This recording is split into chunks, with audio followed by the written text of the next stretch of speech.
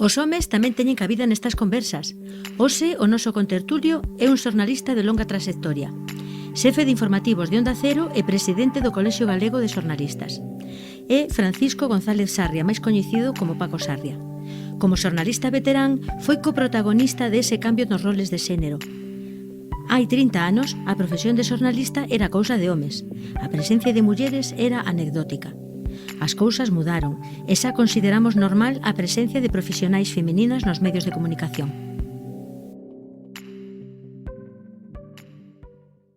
A profesión de xornalista é un deses oficios que pasou de ser maioritariamente masculina a ter unha grande presenza de mulleres, algunhas moi importantes. A discriminación e as violencias sexuais están erradicadas nesta profesión? Bueno, ese é un exemplo que teña pensado poñer porque cando eu levo xa 35 ou 36 anos nesto, cando eu comezaba, maioritariamente éramos homes na profesión, había algunhas mulleres que destacaban, pero eran as menos. E no caso da radio, onde o fundamental é a voz, parecía, en aqueles tempos, sobre todo, que era a voz, hoxe non o é tanto, o que primaba era a voz feminina, é dicir, como voz, se tiñas unha voz doce de muller, tiñas un espacio na radio, pero non se entendía necesariamente que non entrabas por saber facer ben redactar ou ben comunicar. Simplemente ter unha voz doce e amable. Eso cambiou moitísimo cos anos. Entre outras cousas porque naceron as facultades de xornalismo. Non había facultades de xornalismo hasta que entramos en democracia. Había unha escola en Madrid na que se formaron moitos e era digamos, de meses de formación e logo converteuse nunha titulación e cada vez España se foi floreceron como hongos facultades de xornalismo e de repente, como unha profesión moi bonita pero tamén moi frustrante é unha, digamos, unha profesión de románticos, pois a muller probablemente o mellor levado por esa faceta máis romántica atopou aí un eido, un ámbito para desenvolver a súa creatividade. Entón, de repente, floreceron cantidade de xornalistas en moitos sitios.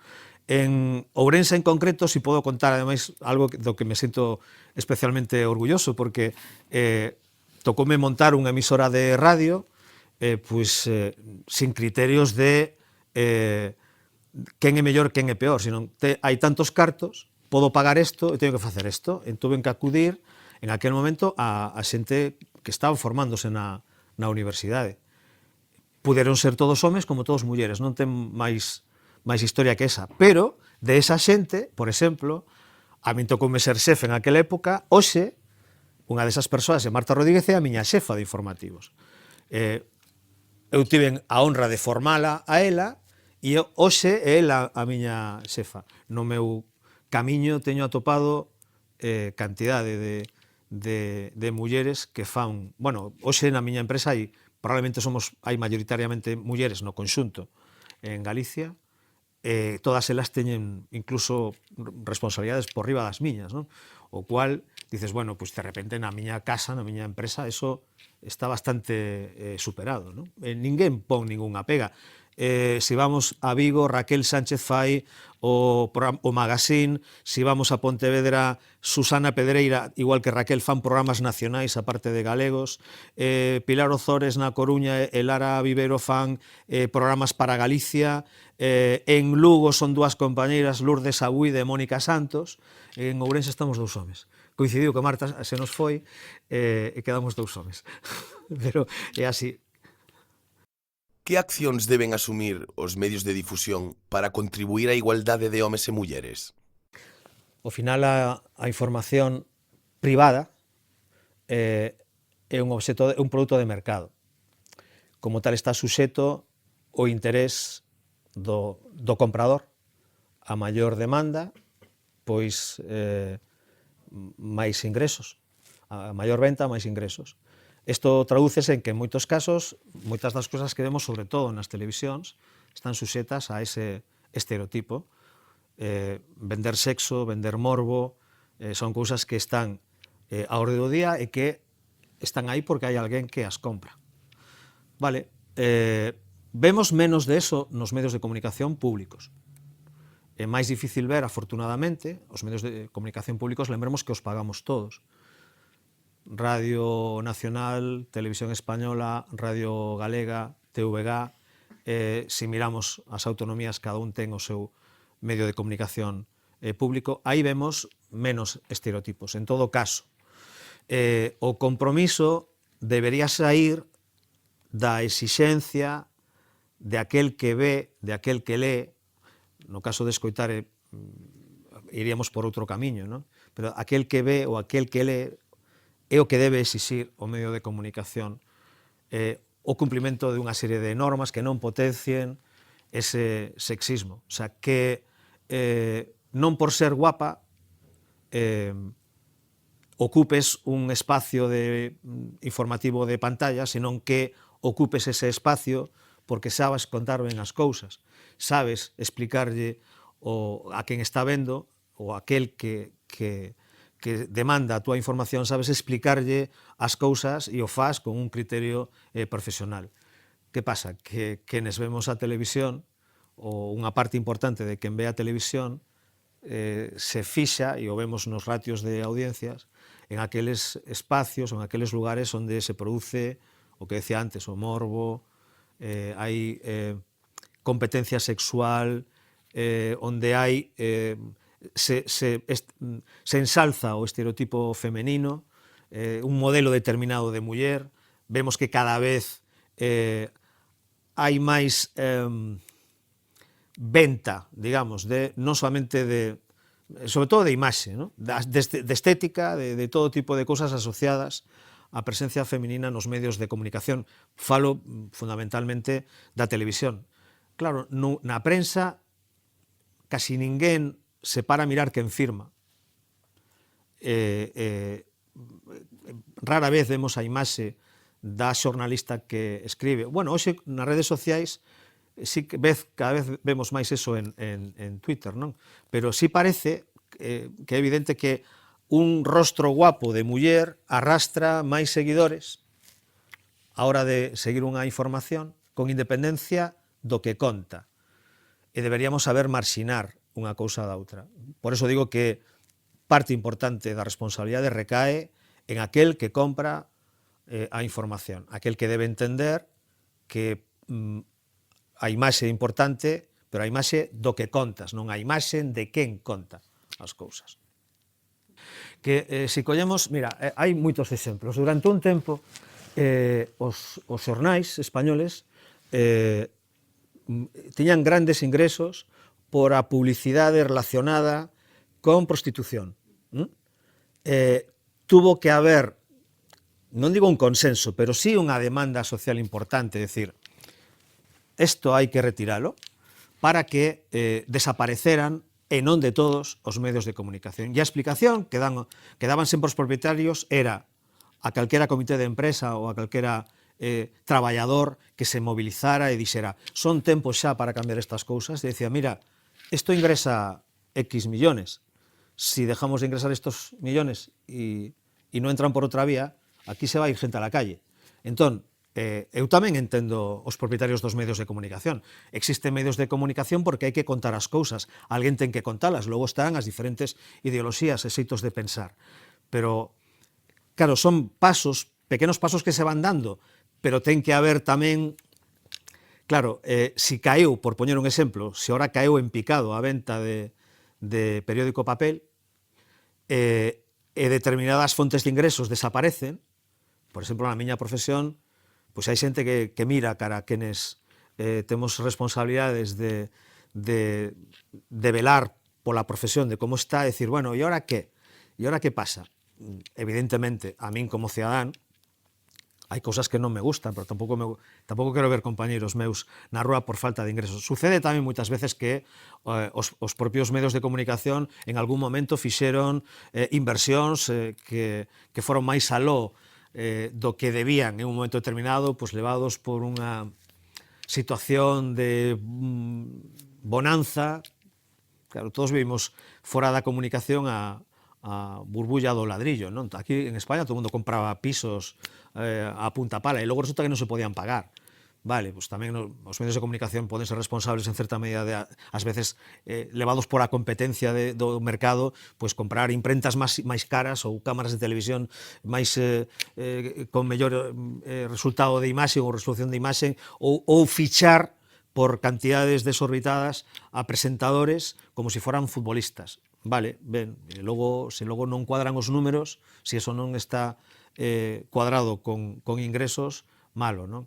Pois eso, que os medios teñen responsabilidade, pero si logo o cidadán non merca, non ve, non compra, deixaría de haber medios de comunicación. Entón, é un traballo, digamos, hai varias patas nesta historia. E logo a outra pata, cale? A educación, a formación, porque si seramos sociedade, si seramos nenos, nenas, alumnos hoxe na ESB que serán adultos con uns criterios de igualdade alleos ao sexismo, que non miren a un ou outro dun sexo ou dunha raza por riba do ombro ou por riba ou en función dos seus ingresos, se educamos a xente nese ámbito, pois probablemente non será necesario que ningún medio de comunicación teña que tomar a iniciativa para nada, serán eles os que lle digan, yo esto non lo veo, yo esto non lo compro, yo esto non te lo pago. Pero claro, tamén o Estado ten a súa responsabilidade, na medida en que o mellor debería fixar, igual que vai limitando pois os tempos de castiga os abusos de publicidade na televisión ou castiga determinado tipo de programas en horario que hoxe se considera infantil ou de imaxes ou de palabras, igual que se castiga eso, pois o mellor haberá que ir avanzando por consenso, medios, administración, etcétera, etcétera, para que digamos, o mundo, ese mundo feliz que todos queremos en relación con este asunto, pues vaya evolucionando cos tempos. Cal é a razón ou o cambio de actitude respecto hai uns anos referente á discriminación sexual e as violencias de xénero nos medios de comunicación? Bueno, por un lado está o cambio de sensibilidade, porque todos temos, ao final, quenes traballamos nos medios, temos amigos, amigas, familiares que en algún momento, ou persoas cercanas, foron víctimas de. Vale, esa é unha vía por a que tomamos contacto con unha realidade que acaba chegando aos medios de comunicación. Outra, que a propia sociedade nos demanda eso. Un sindicato, unha persoa que se siente discriminada, acude ao medio de comunicación porque entende que é unha plataforma para dar visibilidade ao seu problema. Outra, en algunha medida, porque a administración tamén está interesada en eliminar, ou ao menos esos son os seus discursos cando chegan as campañas electorais, en eliminar a discriminación. Logo tamén hai, entendo, porque haberá de todo, non podemos meter todo nun saco, non? Pero detrás de todo isto, detrás de un problema, tamén hai alguén que saca beneficio. Entón, ben, pues, este conxunto de cousas son as que, entendo, moven a que hoxe vexamos máis casos. Tamén, no modelo americano, tropezar con unha baldosa acaba nun abogado e acaba nunha demanda, non? Hoxe xa o vemos aquí tamén, non? Bueno, pois eso tamén está evolucionando. A sociedade evoluciona, a sociedade cambia, non? Pero eu creo que é un pouco o que falamos antes, se conseguimos que a sociedade sexa sensible, porque vemos o problema aperto, igual que a violencia de xénero, anos oculta, anos tapada por vergoña, por miles de razóns e miles de motivos, ou se sai á luz con máis naturalidade, si moitas veces porque xenera morbo, xenera unha serie de impactos mediáticos, pero outra porque a muller perdeu o medo a contar as cousas, non? E atopa un respeto e un recoñecemento na sociedade que antes non atopaba, non? Como considera a sociedade ourensán? É machista? A ver, se temos en conta que a pirámide de poboación nos sitúa nunha provincia na que temos, pois, o mellor, non sei se un tercio, pero unha cuarta parte da sociedade por riba dos 60, 60 e pico anos. Se temos en conta eso, se temos en conta que non nacen nenos e nenas, é dicir, a natalidade é baixísima. Polo tanto, nos situamos unha elevada porcentaxe de poboación por riba dos 50 anos, polo tanto, educada nos anos 60. Como non vai a ser machista a sociedade? É inevitable, porque a educación que recibimos nos anos 60, nos anos 70 non ten ningunha relación coa que recibimos hoxe. Pero digo educación na casa e digo educación nas escolas. Non ten nada que ver. Polo tanto, negar que estamos nunha sociedade machista en Ourense me parece que é imposible. Outra cousa é que chega o Día da Muller Traballadora e vemos unha movilización espectacular nos últimos anos. E vemos, hoxe mesmo, había mulleres protestando na rúa, reivindicando que non se retirara, e se montou un follón, e ao final houve marcha atrás para que non se retirara a Policía Local do programa de custodia, de vixiancia das mulleres víctimas da violencia de xénero. Eso quere decir que si, a parte que xa foi educada nos anos 80, 90, que hoxe ten 25, 35 anos, 40 anos, esa xente xa ten outra formación, xa se move. Na última movilización do 8 de marzo veíamos homes e mulleres en Ourense como en calquer outro sitio, pero se falamos de Ourense, xuntos, movéndose por a cidade, sin ningún tipo de complexo, sendo protagonista a muller como correspondía, non? Vale, é algo puntual, sí, correcto, pero vemos que eso vai cambiando. Ahora, Ourense sí é machista, se ve. Estamos vendo pequenos detalles. Ahora, no barrio, aquí no barrio hai unha escola de fútbol feminino, e de repente se está movendo isto, porque dices, mira, fútbol femenino. Vale, como si fora, vale, pues por algo se empeza, e estamos vendo cousas, iniciativas, que sempre as houve, equipos de baloncesto femininos en Ourense, equipos de fútbol, pero parece que se vivía un pouco máis de costas a eso. E agora, de repente, e agardo que non sexa unha cuestión de modas, pois parece que o vemos con outros ollos, que o vemos como algo máis natural, e debe ser así, debe seguir sendo así, non? Ahora falta tamén que eso teña o respaldo social, porque é certo que a administración fala e opina e valora destas cousas cando pasa algo ou cando hai eleccións. Cando hai unha traxedia, cando hai un suceso, todo o mundo se lle ocurre falar, propoñer, decir, vou a facer. Si volvemos ao caso concreto que decía hoxe de quitamos a la policía local porque no tenemos policías. Ahora encontramos la manera de poner policía local. ¿Qué descubrimos detrás de toda esta historia? Pues que hay un montón de mulleres víctimas da violencia de xénero en Ourense e que antes había un policía local para cada 39, un policía local ou un policía nacional ou un policía autonómico para atender calquera chamada de 39 nun día, e agora organizaron as cosas para que sea un para cada 19, creo que, máis menos. Podo errar no número. A porcentaxe é sensiblemente baixo. Aínda así, en un sitio como en Ourense, hai 11 mulleres cada día para un policía. Haberá máis policías, haberá un autonómico, supoño, non sei como funciona, pero hai un montón de mulleres que precisan desa axuda. Pero non saberíamos de non haber habido un conflicto. E entón, vale, pois hai unha realidade que sigue estando agochada, que require tamén de que a xente saiba que está pasando para que presione. Ao final, estamos falando destas cousas, non custan tantos cartos como nos queran contar, non? Ao final, un político lle gusta inaugurar alumiados, pontes, ferrocarrís, infraestructuras moi custosas, está moi ben e son necesarias porque son de interese xeral e público, pero estas historias venden menos. E probablemente a sociedade debería preocuparnos máis, porque ao final son as nosas veciñas, ninguén quere ver unha situación de desamparo. Paco Sarria é machista ou feminista? A ver, depende do que entendamos por machista e feminista. Si feminista é defender os dereitos da muller, sí, pero eu non vou a negar, son dos anos 60, educado en unha familia, non digo tradicional, pero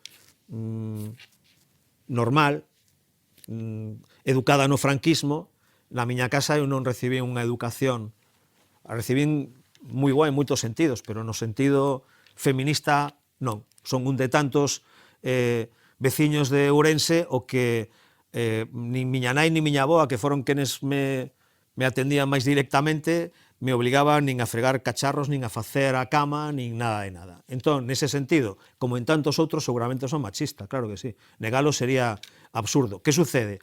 Que como tantos outros, vas vendo ao longo dos anos cantidade de cousas que tes que correxir. Unhas é máis complicado que outras, non? O mellor tes hábitos ou tes costumes. Eu sempre me río cando digo, bueno, eu agora de cando en vez fago a cama, cousa que non facía antes.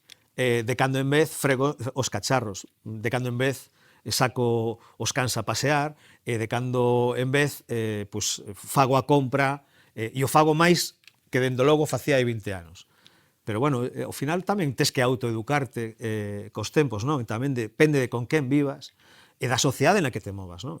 Tamén o que falamos antes, a sociedade pídeche tamén esas cousas, non? E esa parte de compromiso e tamén de exemplo que hai que dar aos demais. Pero bueno, negaría, decir, non machista no sentido máis, digamos, negativo do término, pero si en comportamento masculino, sí. Como observador da sociedade, que cree que se debe facer para tratar un problema como a violencia de xénero? Social, o sea, como persoa, como cidadán, bueno, e tamén como xornalista, creo que os dous pilares fundamentales son a familia e o sistema educativo. É aí onde se teñen que sentar as bases, os cimentos, para que aqueles que salgan, que vayan saindo do sistema educativo, acaben sendo cidadáns en igualdade, sexan homes ou sexan mulleres, non? E a administración poñer os medios para que así sexa, non? Logo os medios, se o miramos dende un punto de vista de medios de comunicación, dende hai moito tempo hai un montón de reflexións que se teñen feito ao longo destes anos, dende a Declaración de Compostela no caso de Galicia para cá, en xornadas de traballo de xornalistas con o Colexio de Psicólogos, por poñer un exemplo. Hai cosas que se van trasladando e que vamos intercambiando con outras comunidades. No caso dos medios de comunicación hai un interese cada vez maior por animar a que cada vez que teñamos que facer unha entrevista non sempre acudamos a unha voz masculina, no caso da radio, por poñer un exemplo, no caso da televisión igual, no caso dos medios de comunicación, que non sempre acudamos a unha voz masculina para contar, que é algo bastante común. Tamén sucede nas tertulias. Hubo un tempo en que a presencia era casi sempre masculina. E eu sei que cada vez hai máis mulleres. Tamén hai que decir que en sitios como en Ourense non é moi fácil, non é doado, porque é curioso, é máis fácil que un home poda sair do traballo para participar nunha tertulia a que unha muller poda deixar o traballo ou abandonar as tareas domésticas para participar nunha tertulia. Unha cousa é o que queremos facer e outra cousa é o que podemos facer. E todavía en eso hai que avanzar. Para contrarrestar a cultura machista e mellorar a convivencia entre homes e mulleres, pode recomendar algunha película, grupo de música, lectura ou pintura? Eu creo que de todo, incluso de calquera película, obra de arte, canción, si falamos de cancións, por exemplo, está de moda falar en negativo do reggaetón. Creo que hasta das cousas máis negativas aprendemos cousas sobre a igualdade. É dicir, porque precisamente para saber que isto é o que non debe ser. Entón, creo que moitas veces se pode educar mellor a contra, o sea, elixindo aquelas cousas que representan o negativo, se pode educar mellor, ou polo menos se pode completar a educación, que con algo que sexa exemplar. Entón, poñendo exemplo de música, é dicir, eu utilizaría unha canción de reggaetón para explicar isto non. Tamén é certo que hoxe podemos coller unha película dos anos 60 ou 70, bueno, calquera película, e cos criterios de hoxe a destrozaríamos. E teríamos que pensar que quen construíu, quen fixo esa obra de arte ou esa película probablemente non pensaba en criterios de igualdade, si pensaba en criterios artísticos. E entón tamén temos que velo desa maneira, non? De todos os xeitos, non tive moito tempo de pensar, pero a primeira película que me viu á mente, e a teño aquí apuntada, é En Tierra de Hombres, unha mina na que unha muller intenta facerse un oco nun traballo moi masculino, todas as dificultades que atopa, non? E me falan dunha serie que eu non coñezo en televisión, moi interesante, que é El cuento de la criada. Vale? Non a coñezo, pero me dixeron, oye, isto é para ver, para analizar, parte dun libro, e, bueno, de feito, hoxe, comentando no café, dicir, oye, tienes que ver esta serie, e digo, pues mira, me vai a valer para isto, lle botaré unha ollada. Unha exageración, Exagerada, pero creo que encaixan un pouco no que pedides, non? Pero, bueno, insisto, creo que despreciar o negativo, hasta o negativo, nos aporta cousas para educar, para poder explicar o que non debe ser, non? O que non debe pasar. E para rematar, pode expresar nunha frase por que é beneficioso para a sociedade vivir en igualdade de dereitos e posibilidades? Bueno, aunque pareza un pouco por a situación que estamos vivindo en España, que pode gardar relación, non agarda. É dicir, por experiencia, por vida, por anos de traballo e demais, eu sempre reivindico vivir feliz. Intentar que a xente teña o sorriso nos beizos. A ver, é que somos máis felices vivindo en igualdade. Non discrepar é unha cousa, dialogar, discrepar, todo eso é maravilloso, pero crispar non. Eso estamos vendo tamén na medida na que vemos como se leva ao extremo o feminismo, igual que se leva ao extremo o machismo, e esas situacións, esos extremos acaban colisionando igual que colisionan na política, igual que colisionan en cantidad de cousas. Bueno, pois atopemos os espacios comuns. Se vivir en igualdade xa non é un espacio común en sí mesmo, non? Por lo tanto, eu reivindico eso, son máis feliz estando ou vivindo en igualdade, non? E entendo que os demais tamén o son.